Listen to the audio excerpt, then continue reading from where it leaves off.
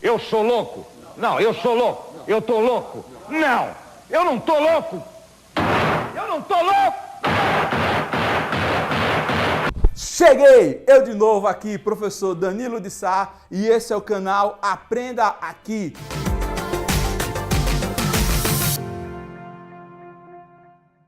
Vamos lá, hoje a aula vai ser sobre calor e temperatura, termometria e termodinâmica. A termometria é a parte da física que vai se preocupar basicamente com os efeitos da temperatura.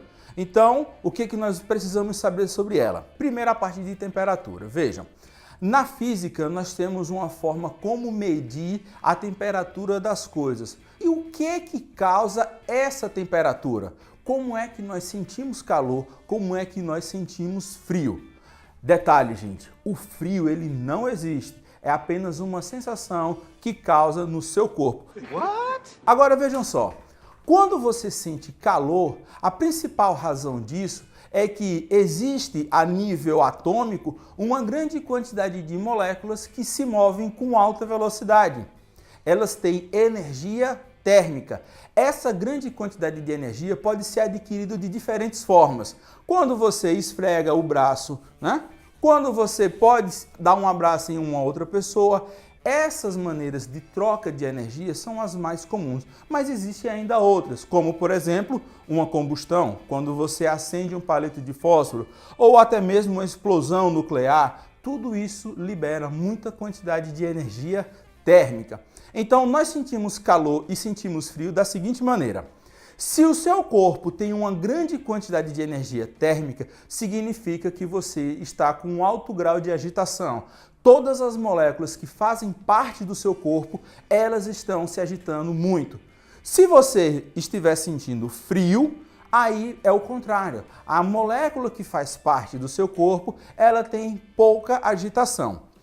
Vamos agora pensar o seguinte, se você tiver muita agitação, você tem muito calor, consequentemente você tem uma temperatura muito alta.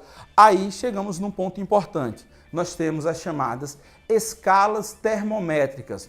Essas escalas termométricas foram criadas para que a gente pudesse medir o grau de agitação térmica dessas moléculas que fazem parte do nosso corpo e de tudo que existe na natureza.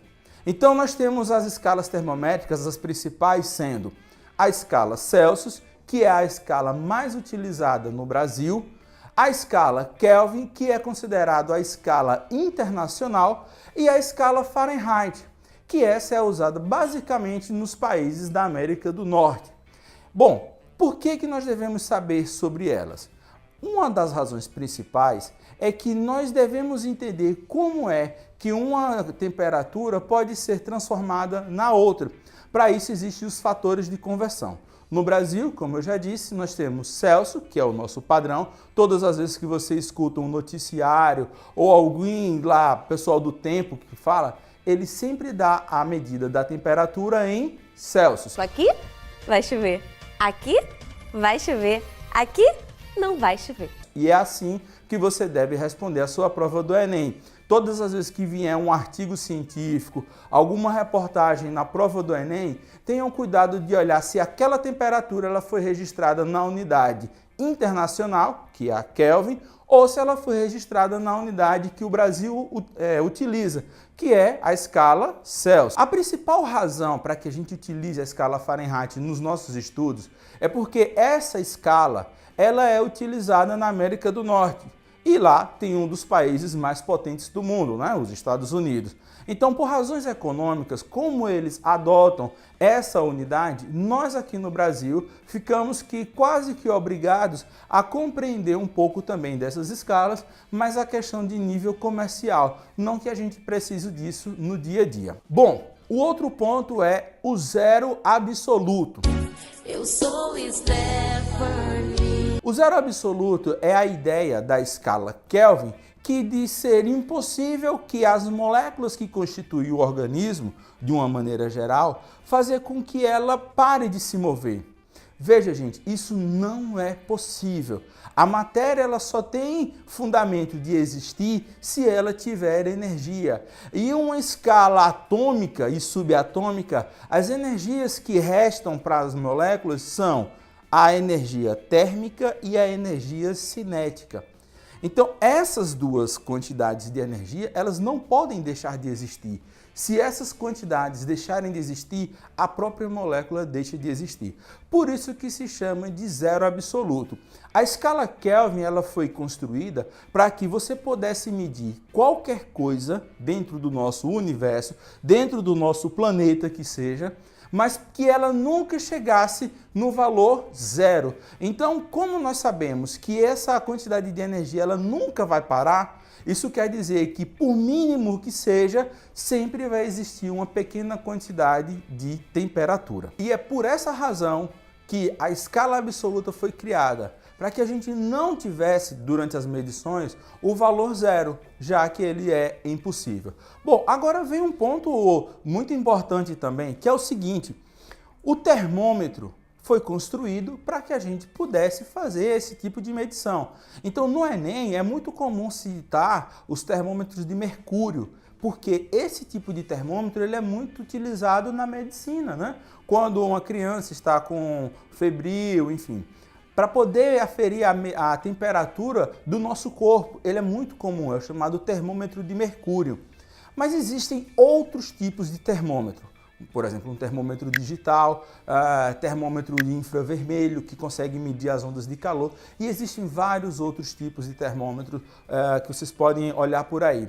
O que é importante lembrar é que esses termômetros no Brasil, eles sempre serão graduados na escala Celsius. E caso você precise encontrar um valor na escala Kelvin ou na escala Fahrenheit, você vai ter que usar essa equação, que é o fator de conversão entre todas as escalas. Então, nós temos a variação da escala Celsius sobre 5 igual a variação da escala Fahrenheit menos 32 sobre 9, igual a variação da escala Kelvin também sobre 5. Note que as duas escalas, Celsius e Kelvin, elas são divisíveis por 5. O que faz com que a relação para você encontrar o valor de uma em relação à outra se torne muito mais simples, né? Já que você pode eliminar os denominadores e executar apenas uma operação de soma ou subtração a depender da unidade que você esteja convertendo. Como é que o termômetro, o de mercúrio, ele funciona? Bom, ele funciona basicamente seguindo alguns princípios. Um deles é o equilíbrio térmico. O equilíbrio térmico é a troca de calor entre dois corpos até que ambos estejam na mesma temperatura.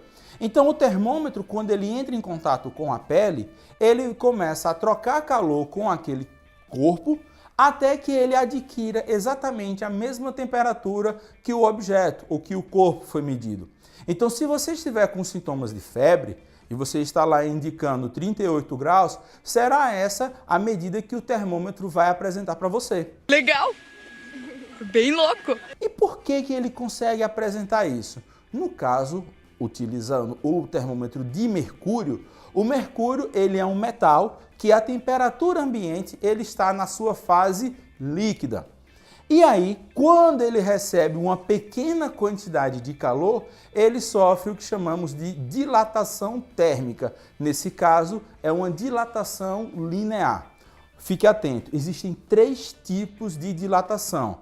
É a dilatação linear, a dilatação volumétrica e a dilatação superficial. São 3 casos distintos de dilatação, mas que elas funcionam exatamente igual, com as mesmas equações, beleza?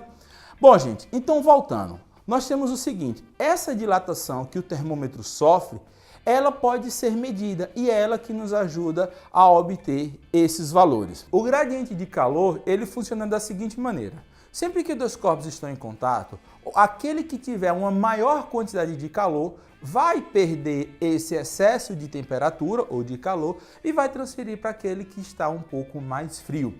Olha, a ideia mais simples que você pode pensar sobre fluxo de calor, trocas de calor, é o seguinte: imagina naquele dia que você chegou em casa, né, já de noite, depois de passar o dia todo na rua, e aí você está com vontade de tomar um banho.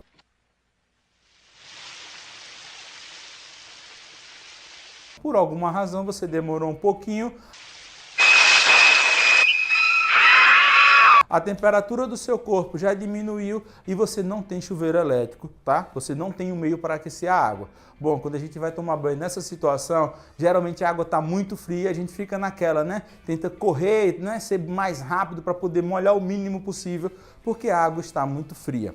Bom, a recomendação que eu posso dar para vocês para evitar esse drama todinho é que você tome banho frio de uma vez. Porque quando você sair, a temperatura da sua pele ela vai estar muito próxima com a temperatura do ambiente. E aí você não vai sentir tanto frio quando você sair. Então, quando você molha a sua pele, a temperatura ambiente e o seu corpo, eles vão ter o equilíbrio térmico. E isso acontece por conta do fluxo de calor. Ou seja, o seu corpo ele perdeu uma quantidade de calor, mas ele agora está equilibrado com um ambiente que está frio. Então, a temperatura no geral diminuiu. Então, não há mais motivos para que você e o ambiente fiquem nessa troca de calor. Quando isso ocorre, é quando você tem o equilíbrio térmico. Deu pro nós! Não esqueça de dar o seu clique, de curtir nossa página, mande sua dúvida para a gente, teremos o maior prazer em atender todos vocês, tá legal? Valeu, um abraço, até mais!